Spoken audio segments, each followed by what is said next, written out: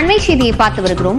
சென்னை வேளச்சேரி பகுதியில் காவலரை தாக்கியதாக தந்தை, மகன் உள்ளிட்ட இருவரும் கைது செய்யப்பட்டிருக்கிறார்கள்.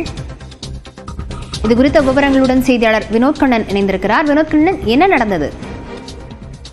லாவண்யா, சென்னை வேளச்சேரியில் நேற்று திமுக நிகழ்ச்சி ஒன்று நடைபெற்றது. அப்போது அந்த பகுதியில் பாதுகாப்பு பணியில் வேளச்சேரி காவல் நிலைய காவலர் பணியில் ஈடுபட்டிருந்தார். பாதுகாப்பு பணியில் ஈடுபட்டிருந்த போது அந்த பகுதியில் தந்தை மற்றும் அவரது மகன் கணேசன் மற்றும் பிரதீபன் ஆகிய இருவரும் இந்த சாலையில் நின்று மது போதையில் சண்டையிட்டுக் கொண்டிருந்தனர். அப்பொழுது அந்த சண்டையை பார்த்த காமராஜ் என்ற காவலர் இருவரையும் அடக்கி அவர்களை அங்கிருந்து கிளம்ப சொன்னதாக கூறப்படுகின்றன. அப்போது மது போதையில் இருந்த இருவரும் தந்தை, மகன் சேர்ந்து காவலர்களை தாக்கியுள்ளனர். இது குறித்து காவலர் வேளச்சேரி காவல் நிலையத்தில் ஒரு புகாரை கொடுத்துள்ளார்.